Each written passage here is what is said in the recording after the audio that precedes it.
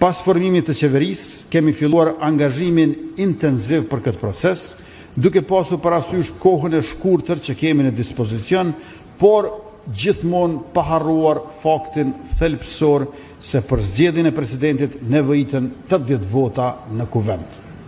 Kam qenë plotësisht i vetëdijshëm se lëvizja vetëvendosje e vetme nuk i ka 80 vota.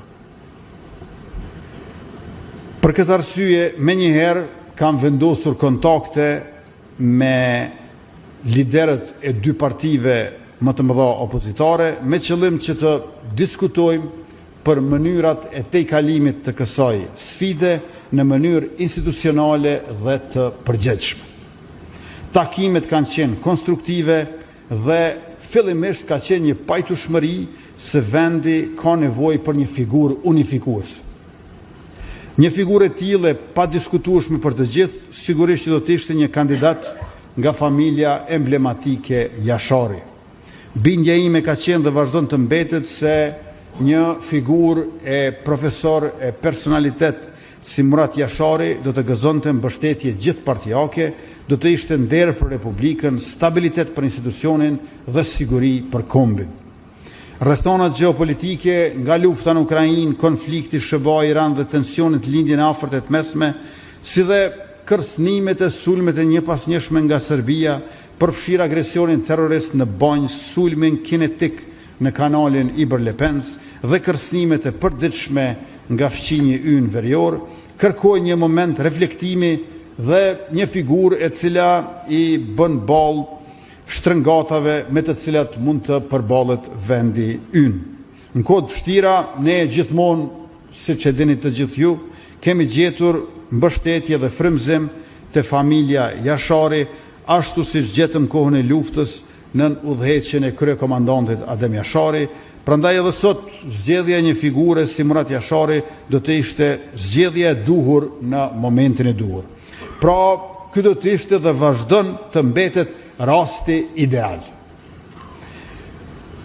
Me gjithë këto, pas takimit të dytë që pata me kryetarin e Partisë Demokratike të Kosovës Bedri Hamzën, më është kumtuar nga një qëndrim i kryesisë së tyre se ata tashmë konsiderojnë se presidenti nga java e ardhshme duhet të vijë nga PDK-ja.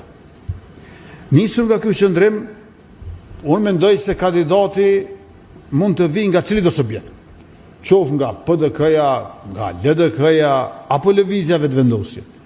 Por në fund, zgjedhjen për president nuk i garanton përkatësia partijake, por vota në kuvent. Nëse nuk arrijmë të gjejmë një figurë unifikuese që siguron mbështetjen e së paku 80 deputetëve, atëherë një nga opsionet e mbetura është që secili subjekt të propozoj kandidatin e vet partijak dhe të gjithë të nënshtrohen garës brenda kuvendit. Këtë e parasheh edhe kushtetuta, e cila garanton një proces demokratik ku së paku 2 kandidat i nënshtrohen një gare të drejtë me quorum të siguruar, duke shmangur nevojën për zgjedhje të jashtëzakonshme. Në fund do të fitoj ai ose ajo që arrin të marrë mbështetjen e deputetëve në cilin do nga 3 raundet, ashtu siç e kërkon kushtetuta në procedurën e saj.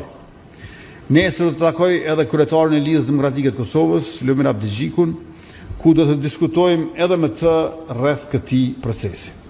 Mirëpo, ne kemi qëndrimin që nëse subjektet pajtohen që ky të jetë rrugtimi, pra gare e hapur ku secili subjekt ka kandidatin apo kandidatën për president, atëherë edhe ne pajtohemi me këtë çështje dhe lëvizja vetëvendosje do ta ketë kandidatin e saj për president. Si kryetar, jam duke u angazhuar maksimalisht që ta tejkalojmë këtë proces në mënyrë të suksesshme dhe që vendit mos shkojnë zgjedhje të reja. Kemi pasur 4 palë zgjedhje gjatë vitit 2025. E filluam me zgjedhje të rregullta parlamentare, e përmbyllëm me zgjedhje të parakoshme parlamentare, e midis tyre i kishim 2 raundet e zgjedhjeve lokale. Dhe viti 2026 në cilën kemi hyrë tani, duhet na pres me punë, me stabilitet institucional dhe me rezultate konkrete për qytetarët, jo me fushata elektorale. Për zgjedhjen e presidentit nevojiten 80 vota dhe rrjedhimisht është e domosdoshme bashkëpunimi dhe konstruktiviteti nga opozita. Ky proces mund të realizohet qoftë përmes zgjedhjes me një figurë unifikuese, siç do të ishte kandidati Jashari, apo edhe përmes një gare të drejtë dhe demokratike ndërmjet kandidatëve të propozuar nga subjektet politike sipas procedurës kushtetuese. Ne, si lëvizje vetëvendosje, jemi sepse duhet të jemi të gatshëm për të dyja opsionet.